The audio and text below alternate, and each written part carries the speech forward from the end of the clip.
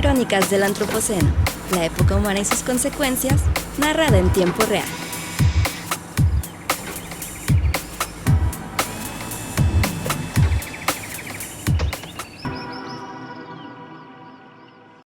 Hola, bienvenidos a Crónicas del Antropoceno. Yo soy Víctor González Quintanilla, conmigo Coco Vargas. Hola, bienvenidos a todos. Y hoy vamos a tener una invitada, una colega, una amiga que nos acompaña hoy, que por fin pudo estar por aquí, que es Ana Claudia Nepote.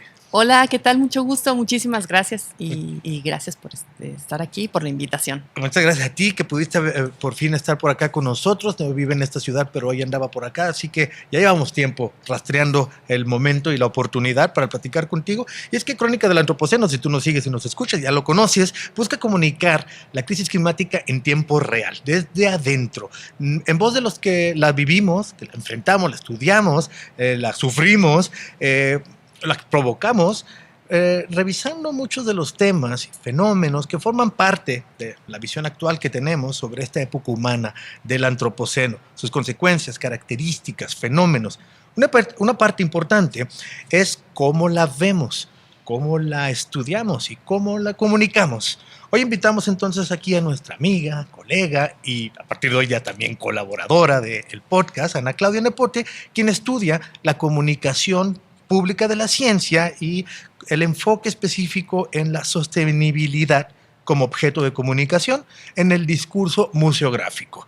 Ana Claudia, muchas gracias por acompañarnos. Bienvenida a Crónica del Antropoceno. Platícanos un poquito, yo voy a ayudarte a dar un poquito rápidamente tu perfil, pero platícanos el camino que te ha llevado a esta especialización. Ana Claudia es bióloga por la Universidad de Guadalajara, sí. Maestra en ecología marina, rodeado de biólogos. En este proyecto hay muchos biólogos, también Marcos biólogo, Nana bióloga, el líder del equipo, Eduardo Santana biólogo. Y además de la UDG. Sí, la mayoría de la UDG, ¿no? Sí. Egresada aquí de la UDG, maestra en Ciencias en Ecología Marina en el Centro de Investigación Científica y Educación Superior de Ensenada, en Baja California, México, y es candidata a doctora en Ciencias de la Sostenibilidad de la Universidad Nacional Autónoma de México. Sí. Actualmente académica de tiempo completo en la Escuela Nacional de Estudios Superiores de Unidad Morelia, por eso vive en Morelia, también de la UNAM, y se dedica a la docencia y la comunicación de la ciencia. Platícanos un poquito qué te llevó de la biología a la comunicación de la ciencia y ahora específicamente analizar el discurso de la sostenibilidad en los museos. Pues en realidad cuando yo llegué a la biología, la comunicación ya estaba ahí esperando, ¿no? Creo que ser científico o estudiar ciencias te lleva necesariamente a la comunicación, a la divulgación y en el caso particular de la biología, a la educación ambiental. Entonces, en aquel entonces, cuando yo estaba estudiando, también me encontré con programas muy interesantes de educación ambiental. Cabe destacar que Guadalajara es una de las ciudades donde se ha formado cierto liderazgo en el campo de la educación ambiental en México. Y así fue que me fui acercando primero a la educación y luego a la comunicación ambiental. Y luego aún mejor como un campo académico, no solamente de práctica, sino académico. Entonces me fui a la maestría y también allá en la maestría en Ensenada ya estaba la divulgación y la comunicación de la ciencia de manera muy presente y pues poco a poco fui agarrando esta trayectoria, este camino de comunicar con otros públicos el conocimiento que se genera en las universidades, en los centros de investigación, en los institutos y eso me ha gustado mucho. Oye, para entrar en conversación sobre este tema es que nosotros hemos tenido muchas veces el dilema, el diálogo, la discusión, como si fueran o no fueran sinónimos. Así que vamos aquí poniendo la sal y la pimienta a la conversación y dinos, Claudia, a ver, ¿cuál es la manera correcta? ¿Sostenible o sustentable?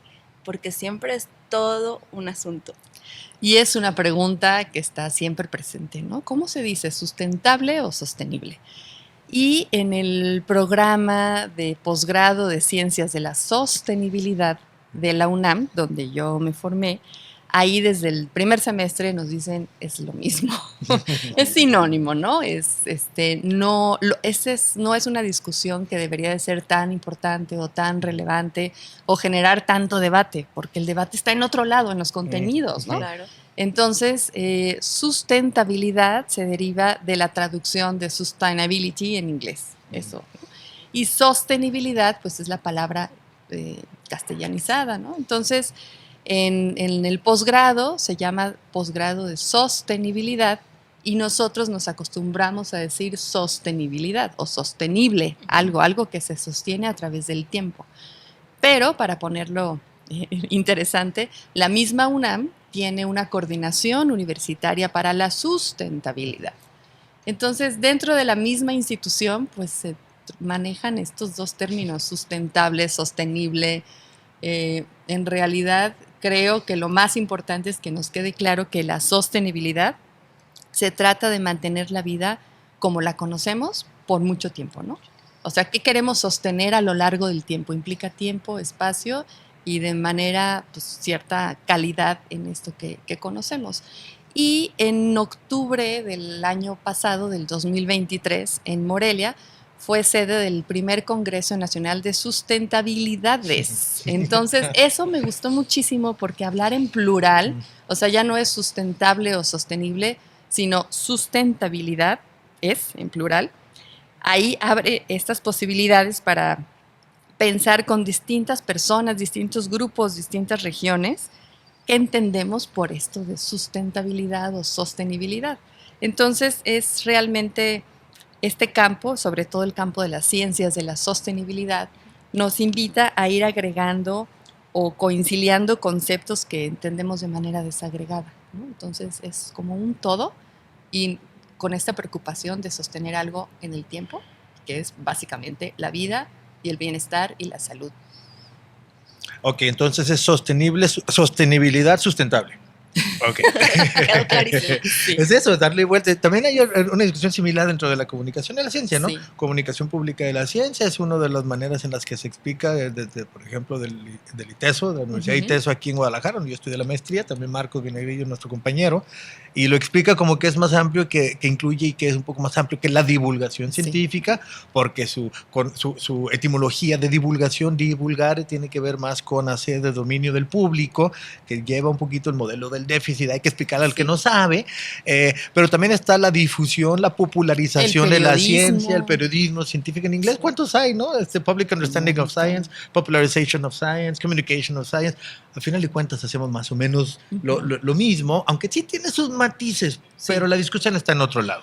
Pero sí es muy importante cuestionarnos, ¿no? Ajá. De qué hablamos y desde dónde hablamos y cómo nos posicionamos ante estos términos, ¿no? Sí, y a nosotros nos gusta mucho decir, vamos empezando por definir de qué vamos a hablar y a ver si entendemos lo mismo con esa definición. Si esta palabra, sostenibilidad, sustentabilidad, por ejemplo, la entendemos igual para poder tener una conversación. Y eso es muy importante, ¿no? De hecho, es parte también, platícanos un poco, porque esto nos viniste a compartir.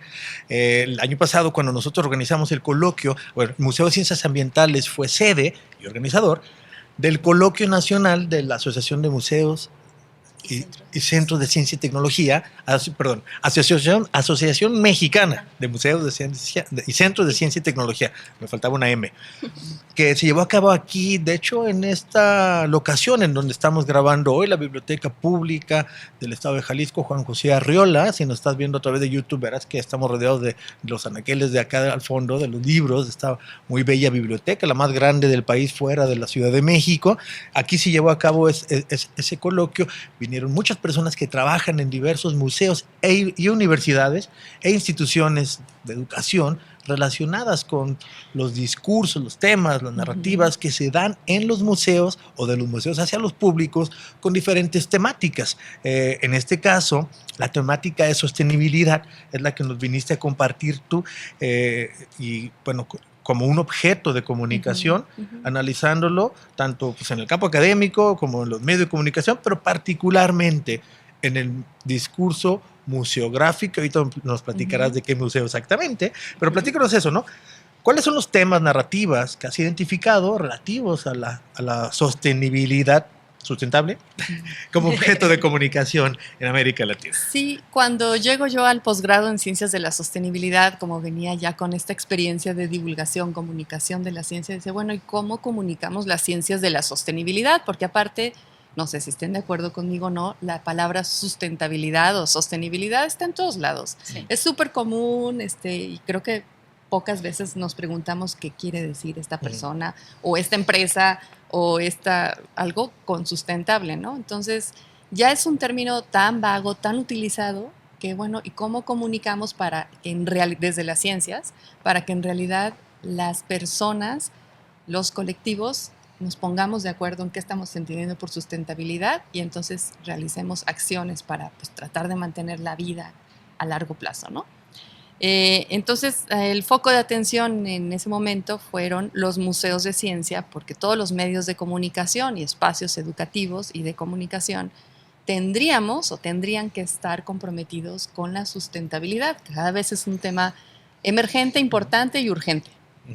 Y aparentemente los museos en nuestro país y en América Latina no lo están cubriendo como debería de ser. Y muchas personas, y básicamente mi referencia inmediata son los estudiantes de licenciatura, siguen pensando en que los museos son instituciones estáticas donde uno va y ve objetos y pues se limitan los museos a exponer el estado actual de lo que sea, de la biología, de la ciencia, de un microscopio, de un descubrimiento que ocurrió hace algún tiempo y ahí ha estado estático, ¿no? Entonces, en 2017, justo en una reunión internacional que hubo en Japón, se firmó un protocolo de Tokio, que es el compromiso para que todos los museos del mundo empiecen a invitar, provoquen, inspiren conversaciones y acciones para que todas las personas actuemos sobre o promoviendo esta sostenibilidad global. Entonces eso a mí me llamó mucho la atención y dije, bueno, ¿cómo estamos desde las ciencias de la sostenibilidad contribuyendo a esta discusión que necesariamente tendría que estar en estos espacios claves, ¿no? Y en 2018 se inauguró en el Universum, el Museo Universitario de las Ciencias que tiene la UNAM, una exposición enfocada precisamente a temas de producción y consumo sustentable, en donde se involucraban comunidades de productores y organizaciones civiles del sur-sureste del país, que eran como 26 organizaciones que llevan mucho tiempo y muchos años tratando de impulsar esta perspectiva sustentable de producir alimentos y pues generalmente también de manera general, las personas en México piensan que la sustentabilidad o la sostenibilidad está en Europa, en el norte global o en otro lugar y tenemos que adoptar esos modelos, ¿no? Entonces creo que estas experiencias de tantas personas en nuestros países que ya están haciendo acciones sostenibles desde hace muchos años están muy poco visibilizadas. Entonces a mí me pareció muy interesante y una gran oportunidad de estudiar esta exposición para pues comprender estos discursos y narrativas, ¿no? Que cómo expresamos la sustentabilidad con los públicos y sobre todo qué generamos después de estas visitas. ¿Quieres explicarnos un poquito acerca de los protagonistas de la exposición, Sí. de los temas narrativas, de cómo se refleja la sostenibilidad dentro de específicamente esa, porque muchas veces tenemos que ir a lo particular, Sí. para identificar, y después, ¿cómo lo has visto en otras? Sí, fíjate que, bueno, también destacar que la UNAM tiene ahorita, en 2024, 29 espacios que son museos universitarios. Entonces, también es algo muy particular. Este estudio fue en un museo universitario, no en un museo general. Hay muchos tipos de museos. Y el valor que tienen los museos para las universidades se reconoce que pues, las universidades son sobre todo instituciones que producen teoría y discursos, pero se ha hecho una crítica de nos estamos quedando cortos en las acciones o en las prácticas, ¿no? Hay mucho conocimiento, muchos discursos, pero ¿y dónde está la acción y el compromiso? Entonces, los museos universitarios son espacios claves donde las universidades permiten invitar o dialogar a los visitantes o a otros públicos más allá de los estudiantes que tienen en las aulas y en los salones. Y bueno, pues yo trabajé en Universum. Este museo universitario surgió en el 1992, sigue estando en el Centro Cultural Universitario en la UNAM, allá en Ciudad de México, en la zona cultural. Y es un museo en donde tuvo esta sala de exposiciones temporales, son como 450 metros cuadrados. Y aquí, en esta exposición que se llamó Producir conservando biodiversidad y comunidades sustentables o sostenibles, se abordaron 5 modelos sostenibles de producción. Un módulo tenía que ver con la producción de miel y de abejas, ¿no? Otro con el cultivo de cacao en el sureste del país y con el cultivo también sostenible del café y además con el manejo comunitario del bosque y con prácticas de ecoturismo como empresas sustentables. Entonces a mí me llamó mucho la atención porque a pesar de que era un museo universitario en donde de manera tradicional se destaca la ciencia, los investigadores y sus resultados, en esta exposición en particular, los protagonistas fueron los productores sostenibles, la gente que está en el campo, los agricultores que están trabajando desde una perspectiva diferente, desde la agroecología y de estos modelos, ¿no?, de manejo comunitario del bosque con otras prácticas, no necesariamente basadas siempre en la ciencia, sino con un conocimiento tradicional. Entonces fue una exposición muy rica que permitió a la UNAM y en particular a las personas que diseñaron esta exposición mostrar lo que en nuestro país se está haciendo en cuestiones de sostenibilidad.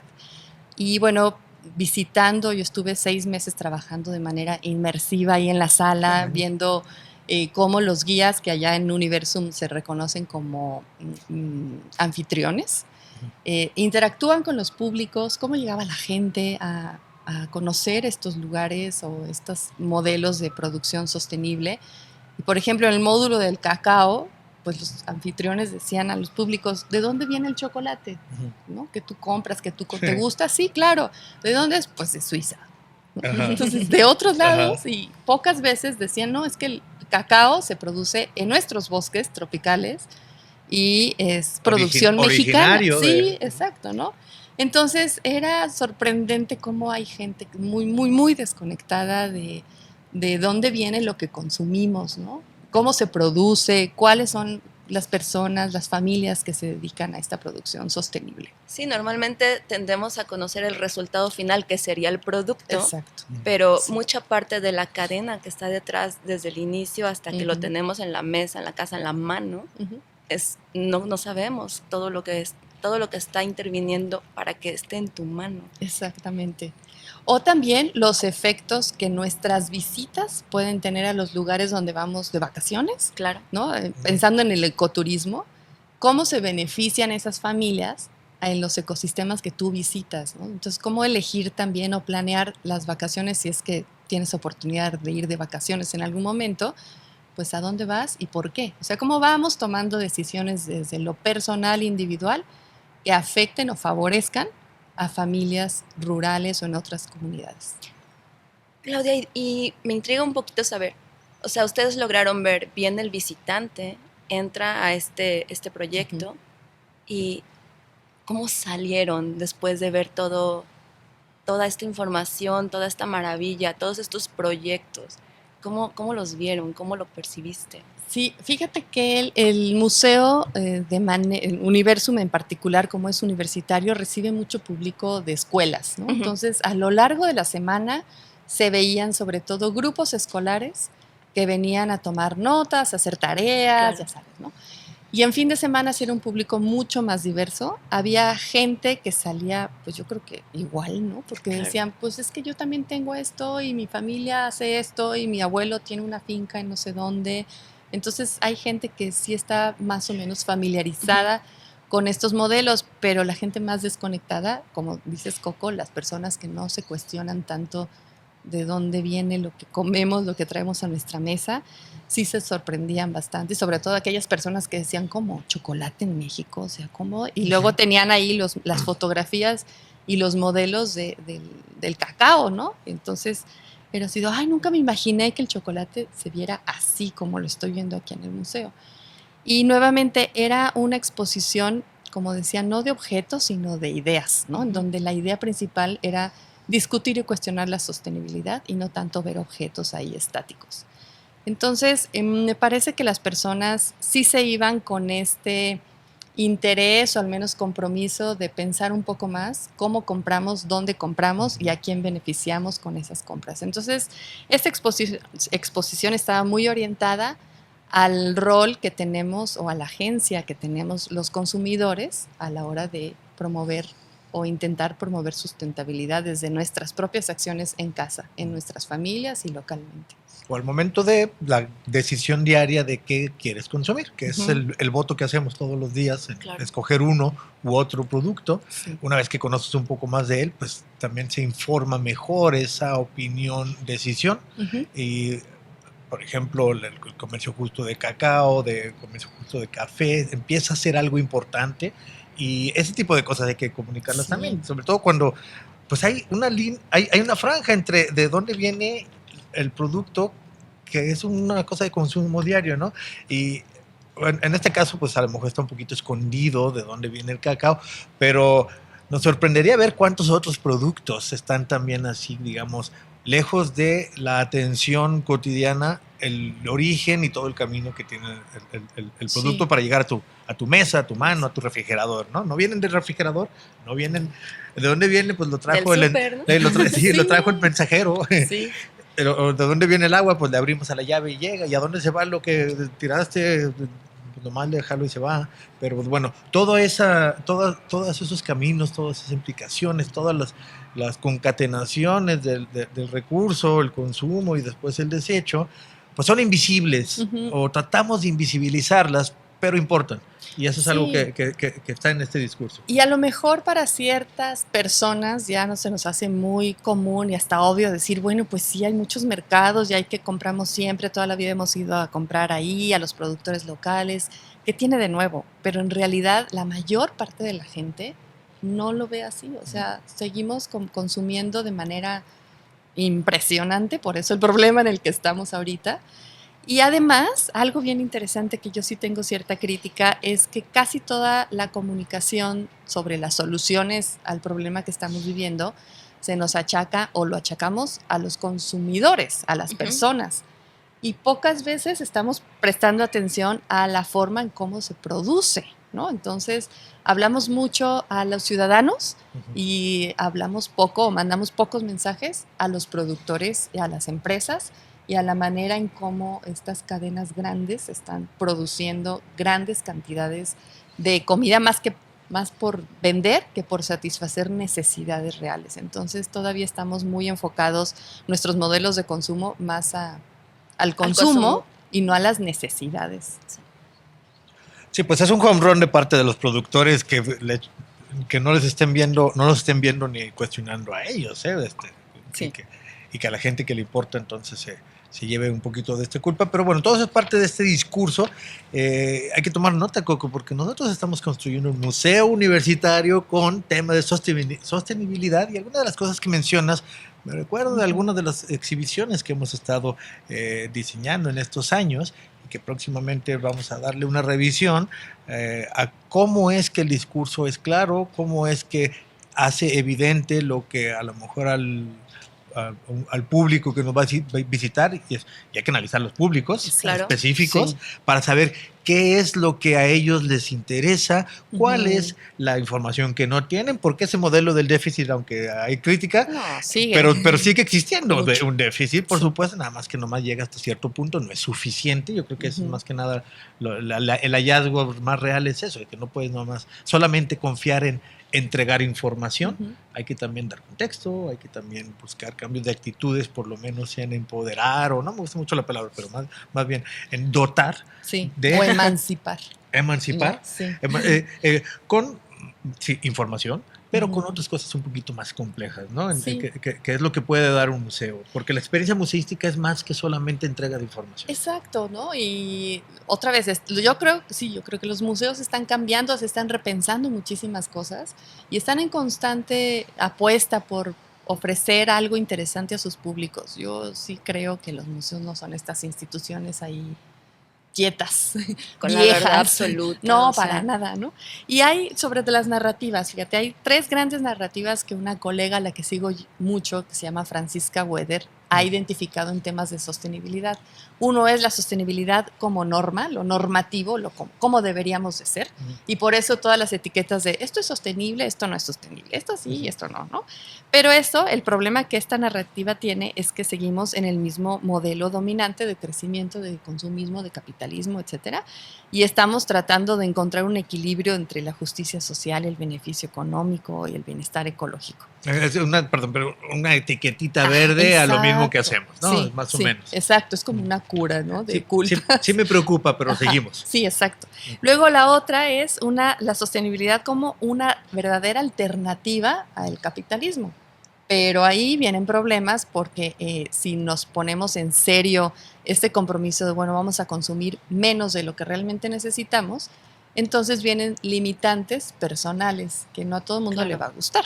Ah, no. Entonces, a ver, deja tu coche, deja de comprar, no sé, ciertos modelos de Tómate auto, un café menos. usa la bicicleta. Entonces, oye, no, pues ¿cómo, no? ¿Cómo? Y Porque ahí afectamos ciertos derechos sí, en personales ese y entendido humanos. la sostenibilidad sería igual a un sacrificio o una restricción incluso, ¿no? Exactamente. Sí, sí. A nadie le gusta eso. No. Estamos tan acostumbrados a todos los beneficios tecnológicos, económicos y sociales Sí. que nos da el consumismo y todo lo que Exactamente. interviene, que Sí. Digo, deja de usar tecnología, Ajá. deja de Un usar solo internet. teléfono. Ajá. O el internet ciertas horas, o como ahora en Europa ya están muy con horarios para usar el aire acondicionado o la calefacción. No lo puedes tener prendido todo el día, solamente en ciertos horarios o eso. Entonces, pues no crees que a toda la gente le va a gustar Sí, eso. o sea, no estamos diciendo que no sea deseable. Ajá. Simplemente no significa que no se garantiza No. que la gente que la mayoría de las personas simplemente lo vayan a aplicar. Del dicho al hecho hay mucho trecho, decimos por acá. Sí, y la tercera gran narrativa es la sostenibilidad como revolución.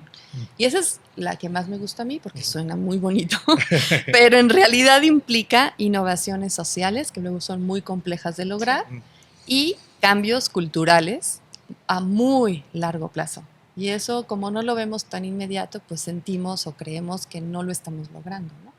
Entonces, la sostenibilidad como revolución es entender una manera mucho más profunda de estas prácticas de renuncia, que en lo individual y en lo colectivo nos tocaría asumir, ¿no? ¿A qué renunciamos? ¿Cómo vamos regenerando, repensando nuestras relaciones con la naturaleza? Y pues vamos también, se ha hablado hasta de creación de nuevas identidades ecológicas, cómo nos vamos situando en esta crisis que estamos viviendo y hacia dónde vamos. Y aquí el futuro, como la idea que ustedes manejan como museo, es muy importante. Cómo nos vamos imaginando este futuro y hacia dónde vamos trazando estos trayectos hacia sociedades sostenibles que se alcancen a mantener en el tiempo, a largo plazo. También me gusta mucho esa narrativa porque supone que hay un cambio que hay que provocar, que Exacto. no va a ser inmediato. Eso es lo que a lo mejor también queremos, ¿no? Queremos que cambien más rápidos, queremos que, bueno, ¿y cuándo vamos a ver resultado? Pero yo creo que sin duda la sostenibilidad es una revolución, al menos que se ha empezado a gestar en la mente y en el corazón de muchas personas y que se está empezando a traducir en otras cosas. Sí, y otra crítica también que hace Brigitte Baptiste, una investigadora colombiana, ella dice, pues es que tenemos también 2 narrativas extremas, ¿no? O muy optimistas o la colapsología, el colapso, ¿no? El fin del mundo. Entonces, ¿cuál escogemos? Apareciera a veces que es así blanco-negro y yo creo que no, hay muchos matices, pero ella dice, es que es una oportunidad, en esta crisis en la que estamos, es una oportunidad para la creatividad y la innovación. No hay que desaprovecharla.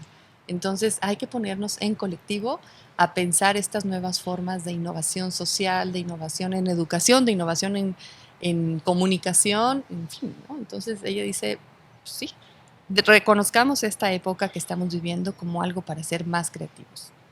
Porque también algunos, no puedo decir muchos, algunas personas o algunos interesados en el tema de la sostenibilidad están como muy optimistas en que los desarrollos tecnológicos van a llevarnos a esa solución, van a ser como la panacea en esta situación donde tenemos que tocar el tema de la sostenibilidad, pero pues no es tan así, ¿no? No, claro que no. Y también a lo largo del doctorado me encontré con otra investigadora a la que admiro yo también mucho, y ella me dijo, es que la tecnología y la ciencia nos trajo hasta donde estamos en este punto. Dice, yo estoy convencida de que no, la solución no está ahí. Le dije, entonces, ¿en dónde? En otro lado. Pero pues nadie tenemos esa respuesta, ¿no? Problemas complejos. Exactamente, ¿no? Entonces, y no es una sola respuesta, son muchas. Y están en muchos lugares y hay que, por eso, aprovecharnos de todos estos conocimientos e irlos integrando. Y por eso me gusta tanto las ciencias de la sostenibilidad, que van invitando a distintas disciplinas, a distintas personas, a distintas experiencias y prácticas, a ir sumando para encontrar estos modelos que nos sigan permitiendo cambiarle las formas en cómo nos relacionamos hasta ahora en la naturaleza, con la naturaleza.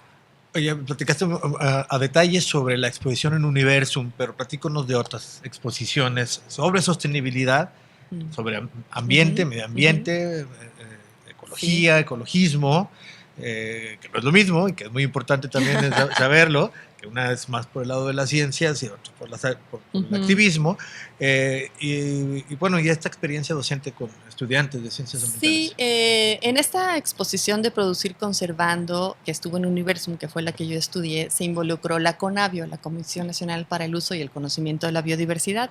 La CONABIO también ha estado trabajando por décadas en estos temas, y después de que cerró esta exposición, puso en otro museo universitario de la UNAM, en el Colegio de San Ildefonso, una exposición muy bonita, también con mucho arte, era una exposición de arte y ciencia sobre insectos, ¿no? Y cómo la dieta, o los mexicanos que tuvimos por muchos años una dieta basada en la proteína de insectos. Entonces, sí, era una exposición basada en, otra vez, como un poco el consumo de alimentos, pero cómo tendríamos quizás que ir retomando nuevamente los insectos. Y además cerraba esta exposición con lo caro que resulta actualmente. Si tú vas a un restaurante a comer insectos, es carísimo.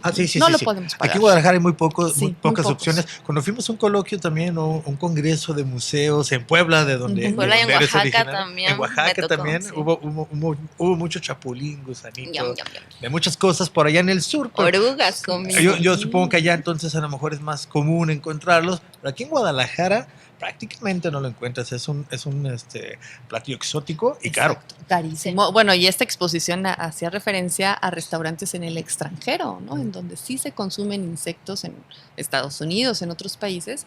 Y entonces sales de ahí, de esa exposición, preguntándote cómo fue que perdimos esta cultura que tuvimos durante muchos tiempos en México, y ahora se nos hace raro o hasta nos da asco voltear o pensar en comer insectos como proteína. Sí, es increíble, ¿no? ¿Cómo? O sea, ¿es en serio? Ajá, exacto, sí, es ¿no? en serio. Entonces también me gusta mucho este trabajo de la memoria cultural o la memoria biocultural que hemos perdido en el camino por cambiar estos patrones de consumo y alinearnos con ciertas formas de consumo. Y bueno, esa exposición también estuvo muy, muy rica porque también tenía que ver con alimentos y sustentabilidad. Y hace un año y medio salí con mis estudiantes justo a visitar exposiciones que tuvieran que ver con temas ambientales en Ciudad de México, porque hay muchísima oferta cultural. Visitamos el Museo de la Memoria y la Tolerancia. En aquel momento tenían también una exposición temporal sobre cuestiones de cambio climático, y entre las percepciones y las opiniones con los que estos jóvenes estudiantes de ciencias ambientales salieron fue primero que en las exposiciones, bueno, ya saben, el oso panda, el oso polar, perdón, ¿no? O sea, como imágenes que evocan problemáticas que están en otro lado y pocas veces evocan nuestras problemáticas cercanas. Entonces, todavía algunas exposiciones que trabajan o abordan temas ambientales siguen siendo muy ajenas a los públicos. Sí. Luego, la representación de gente blanca o de gente extranjera, y las mujeres, las chavas, las estudiantes nos decían, no nos sentimos ni representadas ni nada. O sea, ¿cuándo vamos a empezar a ver gente morena de nuestro color en las exposiciones y en los contenidos de los museos?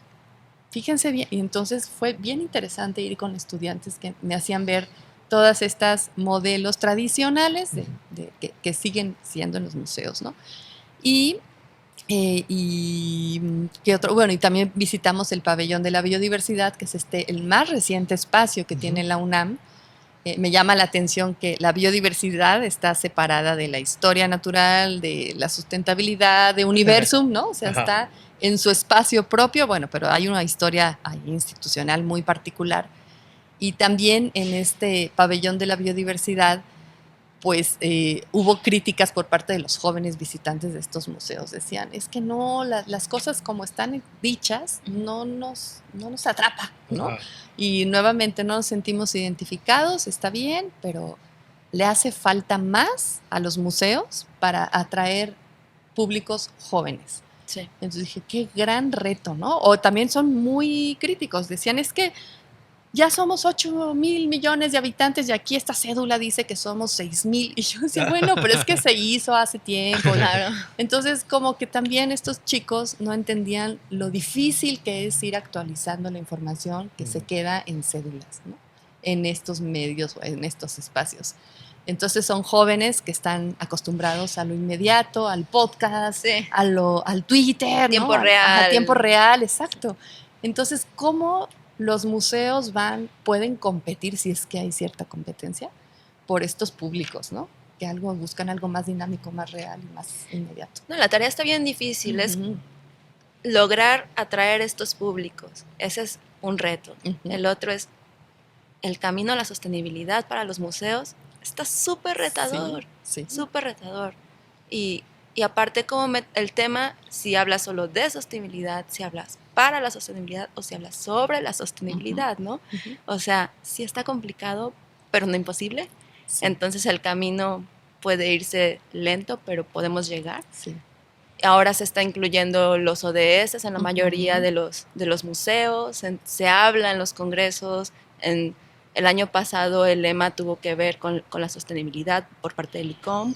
Entonces, pues creo que ahí vamos, ¿no? O sea, paso a pasito, pero ahí vamos. Y además, pues comprender que todo suma, ¿no? O sea, no un solo medio de comunicación no va a resolver, o un solo modelo de educación no va a resolver todo. Yo creo que todo suma. Hay diversos públicos, diversos intereses, y creo que pues mantener este tema importante, actualizado y que sea preocupación de todo el mundo es muy importante. Sí, y sumar yo creo que es estoy convencido que es una de las cosas más importantes, porque pues si el antropoceno es la época humana, estamos todos incluidos. Si la crisis ambiental la hemos provocado y la sufrimos todos, entonces todos debemos de participar, las diferentes partes de la sociedad. Y si decían el reto de mantener o de pelearse por los públicos, yo creo que el reto importante aquí también hay que poner mucha atención es atraer la atención en este tiempo de la sociedad de la información, el espectáculo, con métodos e instituciones que pueden sentirse tradicionales. Es un reto mayúsculo. Sí. Que no se actualice la cédula, que la foto no sea responsiva como una tablet, que yo una vez eso vi, llegó un niño y le quiso mover a una foto, como si fuera una tablet.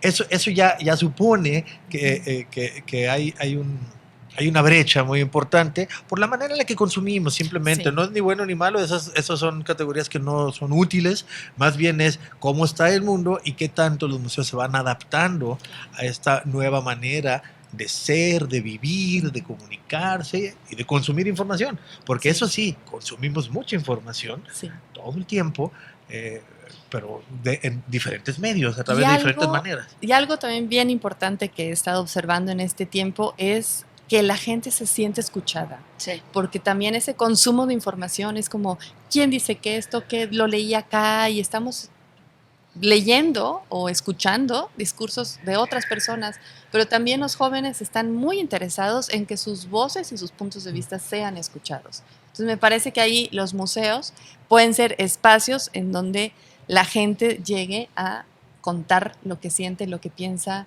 lo que está aprendiendo, lo que no entiende, lo que sí entiende, y se pongan en diálogo más cosas. Entonces, eso, yo creo que la apuesta a hacer discursos más horizontales y esto, ¿no? Escucharnos más entre todos es bien importante.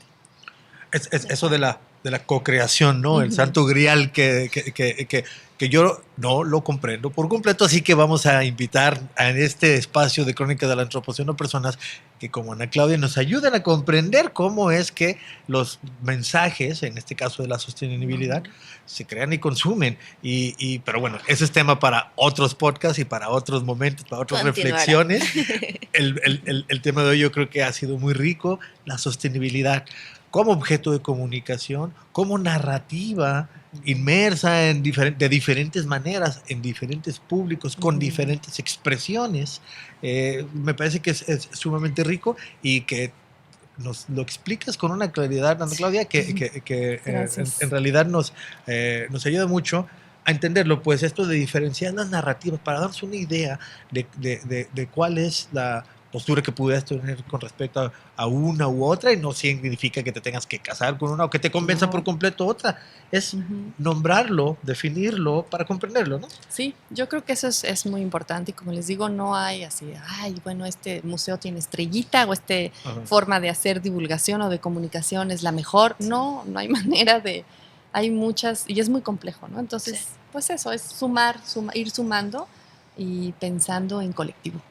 Excelente. Pues bueno, Claudia, te agradezco. Ana Claudia Nepote, te agradezco mucho que nos acompañes aquí en Crónicas del Antropoceno. Ya llevábamos algún tiempecito ahí tratando de encontrar una fecha en la que nos pudiéramos sentar a platicar contigo por esto, porque tenemos muchas inquietudes y gustos en común, y porque tienes mucho que compartirnos. Este tema que trajiste al coloquio, ¿cuándo fue el coloquio? ¿En mayo? Mayo. Desde entonces dije, oye, hay que platicar de ese tema en el podcast. Y sí, claro, yo los escucho, pero nomás que nos crucemos. Bueno, ya se pudo que nos sentáramos a platicar, y espero que sea la primera.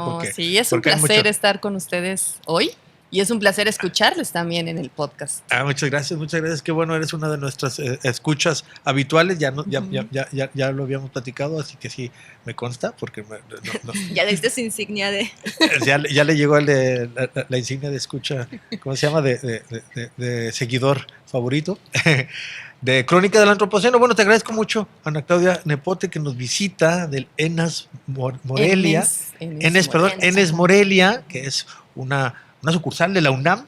Es un campus, es que la Universidad Nacional desde hace años tiene este proyecto de descentralizarse y volverse realmente la Universidad Nacional. Ya no estar solamente en la Ciudad de México, sino tener... Entonces en Morelia tenemos un campus muy interesante, y ahí estamos a la orden. Excelente. Bueno, pues muchas gracias, Ana Claudia Nepote. Muchas gracias, Coco. Y muchas gracias a ti que nos escuchas a través de las plataformas de podcast, o que nos ves a través de YouTube, que nos sigues en las redes sociales del Museo de Ciencias Ambientales, o que estás suscrito ya en Crónicas del Antropoceno. Si te gusta lo que hacemos, te invito a que se lo compartas a alguien, quizá también le pueda interesar, y sobre todo te invito a que estés atento de la próxima de estas Crónicas del Antropoceno. Esto fue Crónicas del Antropoceno, una producción del Museo de Ciencias Ambientales de la Universidad de Guadalajara. Gracias por escuchar.